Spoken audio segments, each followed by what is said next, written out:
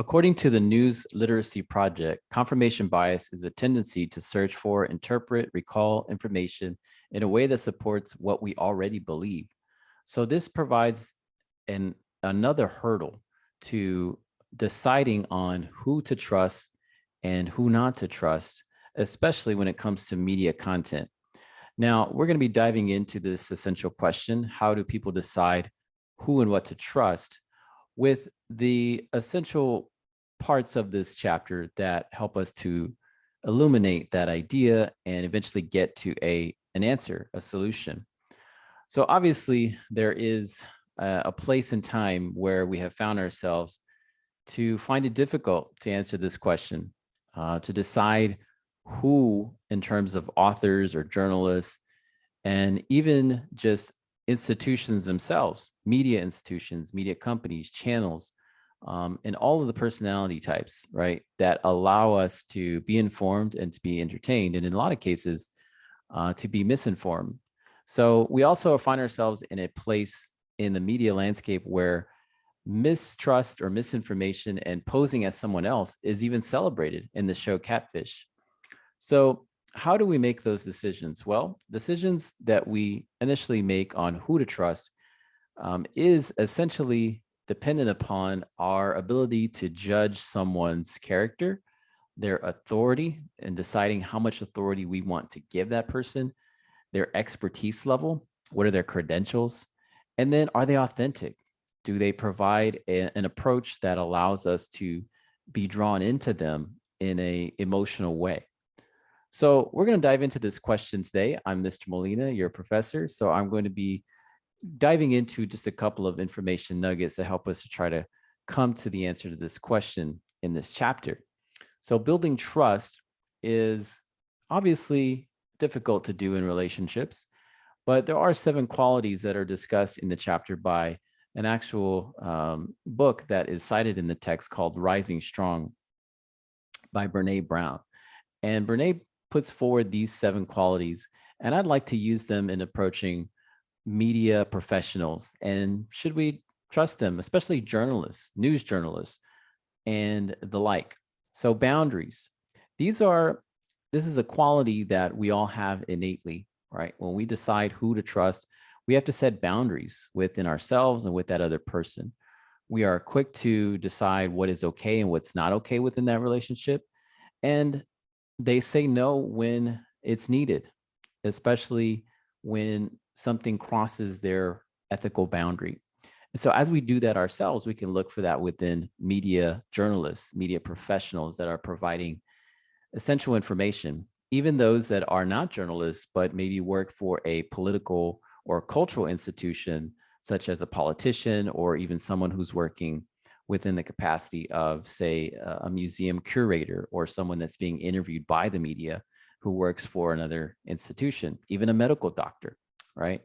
There's also a quality that we use within our own relationships to build trust, which is reliability.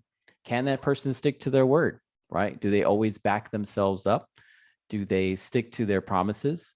And so you can see that during your consumption of media, reliability is key when thinking about which media professional to trust. Are they reliable? Are their sources also who they say they are? And do they follow up consistently?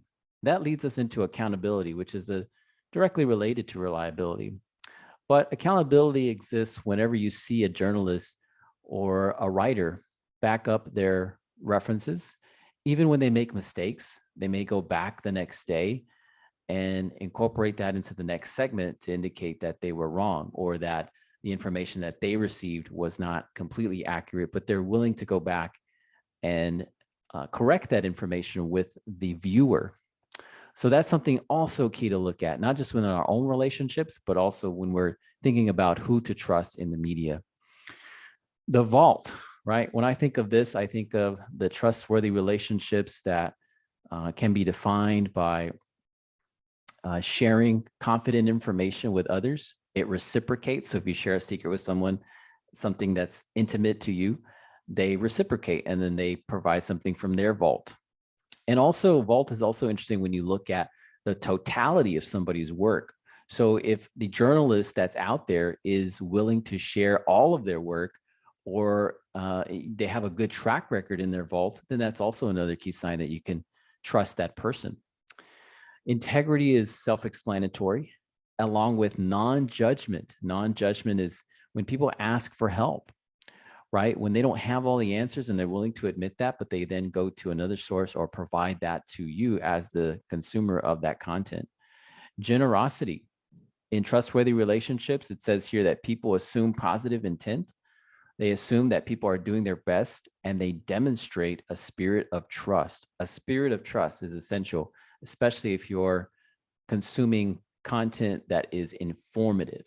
So, especially over the last couple of years, when having to do with the pandemic being so dynamic and ever changing, the generosity and the spirit of wanting to do good is also really key. And you can see that in human beings when they're broadcasted. How do you distinguish between what is a lie and what is true? Well, that's a very difficult question. A lie and an honest mistake. It's obviously something difficult to consider. There is also a meter here that you can think about when it comes to detecting lies. Deception through half-truths or silence. Oftentimes when something is framed a certain way, they may not provide the totality of the issue and only provide a certain perspective. That's one of the ways that you can also distinguish between what is good quality journalism and what is not so good quality journalism. And there's obviously some others here that you can reference also in your textbook.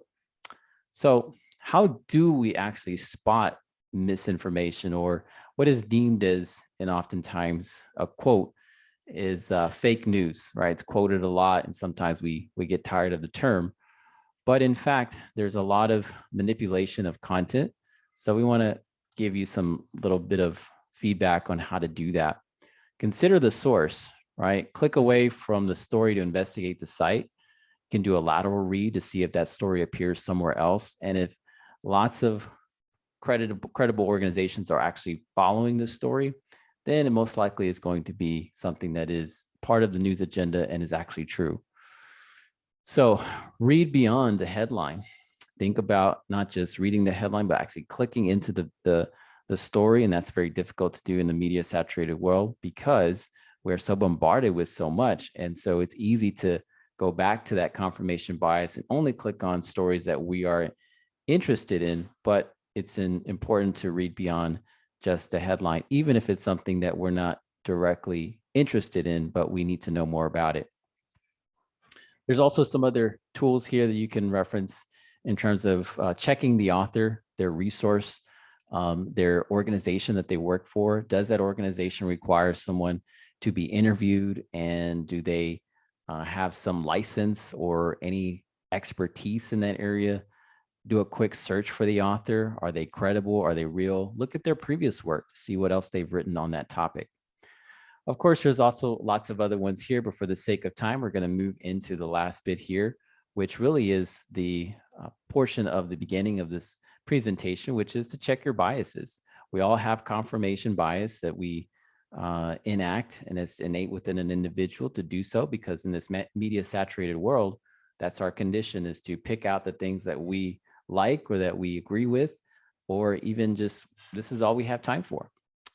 Ask the experts as well. Librarians are key. Also, any individual that is working within the field that you might know, or your professors, are also important individuals to think, to walk through this with you in case you're ever worried about should you trust something or not.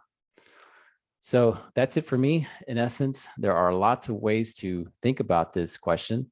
And I would always end with deciding who it is that we're going to give authority to. Why is trust in experts so important, especially over the last 2 years? We can obviously see that when we trust a medical doctor, someone working within a consortium like the CDC, a main person who's actually involved in the studies of vaccines and so forth, that is something that we should not take for granted, and help us to decide who is it that we should trust, who should we consider an expert, and what authority should we give them. Thanks for watching.